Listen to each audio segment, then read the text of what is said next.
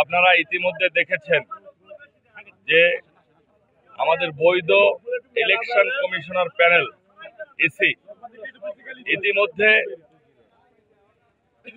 বাগেরহাট জেলার যে 4টি আসন ছিল তার একটি আসন তুলে নিয়েছে।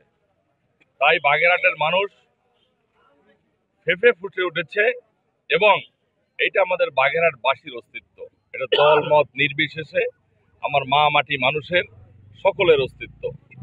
সেই ক্ষেত্রে আজকে দল মত নির্বিশেষে আমি বাগেরহাট জেলার যে ঐক্য পরিষদ হয়েছে, আমাদের সংগ্রাম ঐক্য পরিষদ সর্বদলীয়, আমি তার একজন সদস্য হিসাবে এবং আমার নির্বাচনী এলাকা যে বাগেরহাট 4 ছিল, আমি বাগেরহাট 4-এর কালকে মোড়লগঞ্জ, আজকে শরণখোলা বিভিন্ন পয়েন্টে পয়েন্টে ঘুরে দেখেছি যে এই বাগেরহাটবাসী, বিশেষ করে মোড়লগঞ্জ শরণখোলাবাসী, এমনকি আমাদের মা বোনেরা চুলায় ভাত রান্না পর্যন্ত বন্ধ করেছে। সেখানে সেই ক্ষেত্রে সবাই কিন্তু নেমে এসেছে।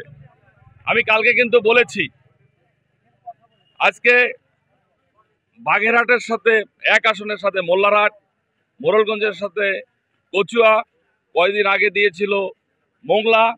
এটা কিন্তু আইনগতভাবে ইসি পারে না, কারণ কোনো কিছু করতে গেলে আমরা যেহেতু স্টেক হোল্ডার, আমাদের সাথে আলোচনা করে, আমাদের নোটিশ দিয়ে, আমাদের শুনানি করে তারপর এটা সিদ্ধান্ত নেওয়া উচিত। যেটা ইতিমধ্যে মোংলা এবং মোড়লগঞ্জ এবং ওই যে রামপালের যে বিষয়গুলি ছিল, তারা কিন্তু আমাদের নোটিশ দিয়েছে, আমরা অ্যাপ্লিকেশন করেছি, কিন্তু হঠাৎ করে রাতের অন্ধকারে আবার নতুন করে একটা সিদ্ধান্ত দিয়েছে।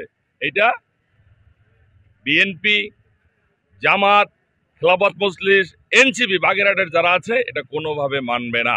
আমি কালকেও বলেছি যে এই সিট পুনরুদ্ধারের জন্য যদি আমার কোনো ব্যক্তি শহীদ হওয়া লাগে, আমি আমার জীবন দিতে রাজি আছি।